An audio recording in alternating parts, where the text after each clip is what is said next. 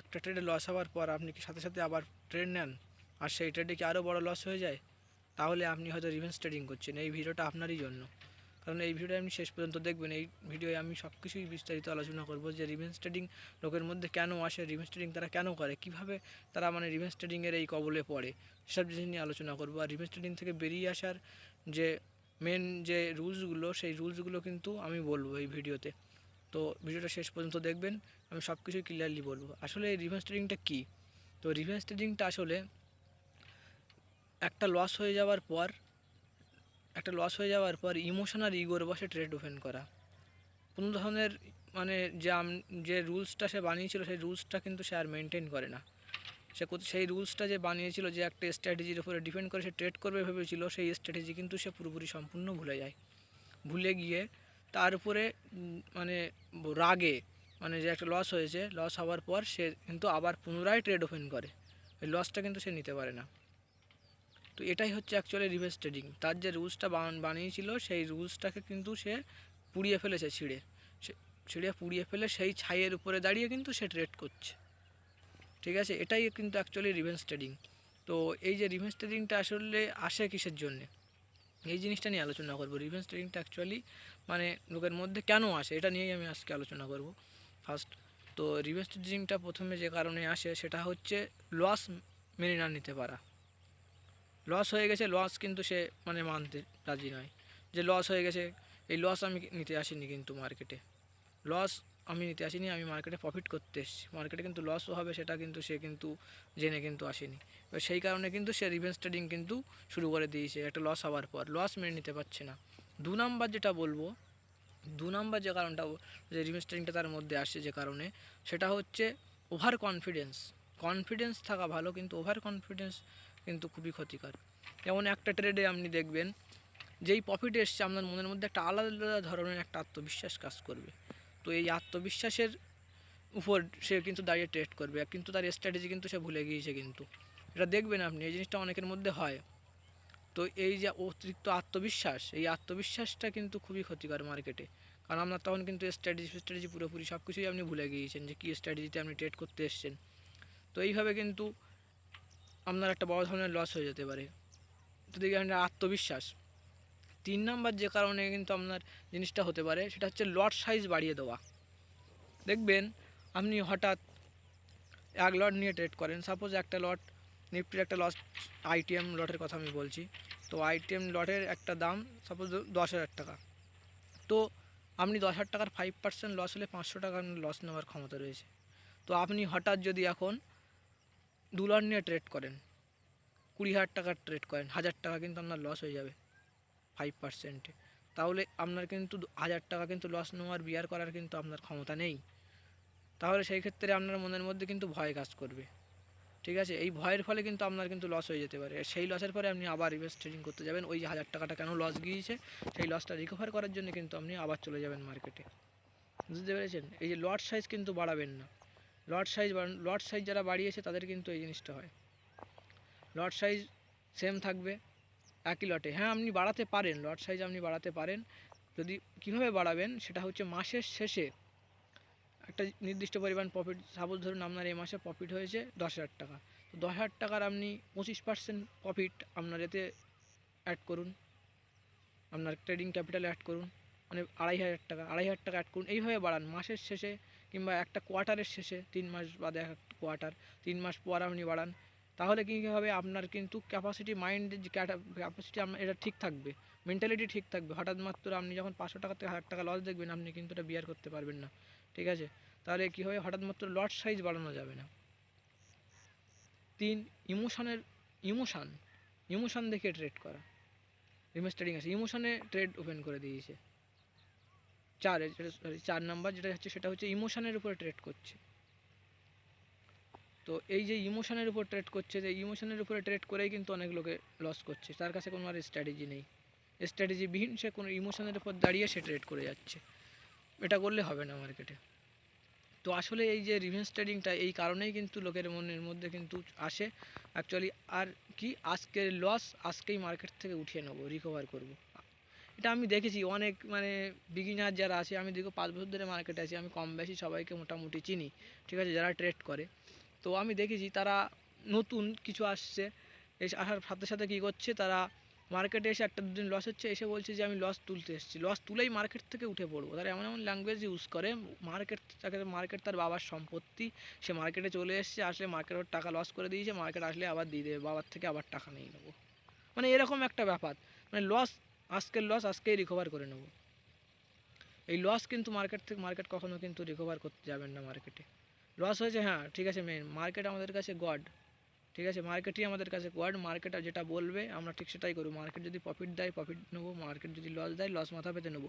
তাই বলে লস যখন রিকভার করতে যাবে আপনার কোনো ধরনের স্ট্র্যাটেজির উপরে দাঁড়িয়ে আপনি ট্রেড করবেন না। লস রিকভার করতে গেছেন যে কোনো জায়গায় আপনার ঢুকতেই হবে, ঠিক আছে। তো এই যে লস রিকভার করতে যাওয়া, এটা কিন্তু বড় একটা কারণ মানে রিভার্স ট্রেডিংয়ের। তাহলে আমি রিভার্স ট্রেডিং কী কারণে আসে, কারণগুলো আমি বললাম। আমি এমন এমন অনেক ট্রেডার দেখেছি, ঠিক আছে, আপনারা বললে বুঝতে পারবেন, তারা 3 মাসের প্রফিট একদিনে উড়িয়ে ফেলেছে, অনেক বড় বড় অ্যাকাউন্ট ব্লো করে দিয়েছে 3 মাসের প্রফিট। তার ভয়তে কাঁপতে থাকছে, ভয়তে মানে ট্রেড করে করে তারপরে কি রিভেঞ্জ মুডে চলে এসেছে যে মার্কেটের সাথে আমি নেবো, মার্কেটের শত্রু। মার্কেট কিন্তু আপনার শত্রু না, মার্কেট আপনার বন্ধুও না, মার্কেট আপনার শত্রুও না, মার্কেট একটা মিরর। মার্কেট, এই যে আমি ক্যামেরার সাথে কথা বলছি, ক্যামেরার সামনে, আমি ক্যামেরার সামনে যেমনভাবে আমি আমার মুখের মানে অ্যাটিটিউড করছি, ঠিক তেমনই কিন্তু ক্যামেরা আমাকে সেটাই দেখাচ্ছে। মার্কেটও সেম জিনিস, মার্কেট কিন্তু অ্যাকচুয়ালি আমার মার্কেটকে আমরা যেটা দেখবো, মার্কেট ঠিক সেই চোখেই মার্কেট আমাদের দেখবে। আমরা যদি মার্কেটে কিন্তু অ্যাকচুয়ালি গ্যামলিং চোখে দেখি, তাহলে কিন্তু মার্কেট কিন্তু আমাদের গ্যামলিং জুয়ারির চোখেই দেখবে, ঠিক আছে। মার্কেটে আমরা বিজনেস করতে গিয়েছি, আমরা কিন্তু মার্কেটে জুয়া খেলতে যাইনি, এটা সবসময় আমাদেরকে মাথায় রাখতে হবে। তো এই কারণের জন্য কিন্তু সবাই রিভেঞ্জ মোডে চলে আসে। এমন প্রচুর ট্রেডার দেখেছি, সব ট্রেডে পুরো এক ট্রেডেই পুরো লস করে দিয়েছে। তো যাই হোক, এই রিভেঞ্জ ট্রেডিং থেকে আমরা বেরিয়ে আসবো কী করে? তাই রিভেঞ্জ ট্রেডিং থেকে বেরিয়ে আসবার জন্য আমি কিছু পয়েন্ট বলবো। এই পয়েন্টগুলো আপনি মনে করলে খাতায় লিখে নিতে পারেন, লিখে নোট করে দেয়ালের গায়ে মেরে রাখতে পারেন। রিভেঞ্জ ট্রেডিং এরকম ধরনের যখন রিভেঞ্জ মুডে কখনোই আপনি চলেবেন, মানুষের মাইন্ড, ঠিক আছে, যখন চলে আসবে তখন কিন্তু আপনি প্রত্যেক দিন একবার করে এই জিনিসটা দেখবেন যে দাদা বলেছিল, একটা দাদার কাছ থেকে এখন দেখেছিলাম যে বলেছিল, তো ওই জিনিসটা কিন্তু ভালো করে মানে মাথায় ঢুকিয়ে নেবে। তো যদি একটা ট্রেডে, তা আমি বলছি রিভার্স ট্রেড থেকে বেরিয়ে আসার একটাই কি মানে যে আমি যে কারণগুলো বলবো সেই কারণগুলো বলছি। তো ফার্স্ট যে কারণটা বলবো সেটা হচ্ছে, একটা ট্রেডে যদি লস হয়ে যায় না, তো সাথে সাথে আপনি স্ক্রিন বন্ধ করে দেন, ওই ট্রেডে কিন্তু আর দ্বিতীয় কোনো দিনই ওই দিনে আর ট্রেড ওপেনই করবেন না। 1 নম্বর যে পয়েন্ট যেটা বললাম, ভালো করে ঢুকিয়ে নেন। ট্রেডে লস হয়ে যাওয়া মানে স্ক্রিন বন্ধ, কোনো ধরনের আর ট্রেড হবে না। কারণ ওই দিনে যদি আপনি আবার ট্রেড নেয়, তাহলে কিন্তু আপনি ইমোশনালি হয়ে পড়বেন, ইমোশনাল হয়ে মার্কেটের সাথে অ্যাটাচ হয়ে পড়বেন। আর যদি টার্মিনাল যদি অন রাখেন, তাহলে মার্কেট আপনাকে ডেকে নেবে যে আয় ট্রেড কর, ঠিক আছে। কারণ আমাদের মাইন্ডসেট ঠিক হয়নি এখনও, আমরা দীর্ঘ 5 বছর ধরে মার্কেটে ট্রেড করছি, তাও আমাদের মাইন্ডের মধ্যেও মাঝে মাঝে এরকম ধরনের জিনিস আসে, আমরা খুবভাবে কন্ট্রোল করার চেষ্টা করি জিনিসটা। কারণ ওই দিনে আমার দিন না, আমার সিস্টেমে আসেনি, আমি যে সিস্টেমে ট্রেড করেছিলাম সেই সিস্টেমে ট্রেড আসেনি, স্টপ লস হিট করেছি, আমি মার্কেট থেকে সরাসরি এক্সিট করে যাব, দ্যাটস ইট। 2 নম্বর যেটা বলবো, একদিনে আপনি কত পরিমাণ লস নেবেন সেটা কিন্তু আপনার আগের থেকে নির্ধারণ করা দরকার। যে একদিনে আপনি 5% লস নেবেন, 5% কি 2% লস নেবেন, তো 2%-এর উপরে কখনোই কিন্তু লস নিয়ে যাওয়া যাবে না। 2টো পয়েন্ট বলে দিলাম। আগের থেকে আপনার লস ডিসাইড করতে হবে, আপনি কত পার্সেন্ট লস বিয়ার করতে পারেন, সেই হিসাবে আপনার কিন্তু তার থেকে বেশি লস হয়ে গেলে আপনার মাইন্ডসেট কিন্তু কাজ করবে না। 500 টাকার লস কোথায় চলে যাবে আপনি নিজেও জানবেন না। 3 নম্বর, প্রত্যেকটা ট্রেডে আপনার কিন্তু স্টপ লস ব্যবহার করতে হবে। স্টপ লসকে কখনো এগোনো পেছানো যাবে না।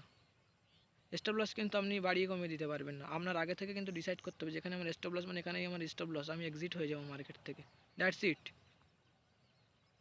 একদম পুরো একদম স্টিক ফরওয়ার্ড মার্কেটের সাথে, স্টপ লস হিট হয়ে গেছে মানে এক্সিট। 4, যদি ট্রেডে স্টপ লস হিট করে থাকে, ট্রেডে যদি স্টপ লস হিট করে, তাহলে আপনি এটাই ভাববেন যে এই ট্রেডটা ট্রেডিংয়ের খরচা, বিজনেসের খরচা, প্রত্যেকটা বিজনেসে কিন্তু একটা খরচ আছে।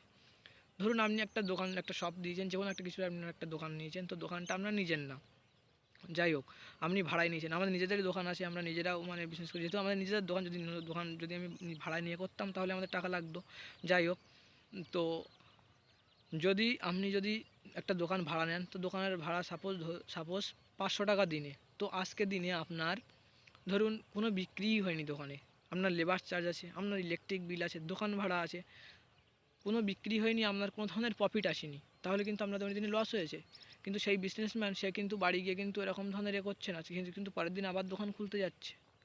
তো এটাই আপনি ভাববেন, কারণ ওই আপনারা কেন বুঝতে না, আমরা এই জিনিসটা বুঝি না যে ট্রেডে লস করলে গ্যামলিং মুডে চলে যায়, কিন্তু যারা ফিজিক্যালি বিজনেস করছে তারা কেন মানে এরকম ধরনের তাদের সাথে কেন রিলেট করতে পারেন না নিজেদেরকে।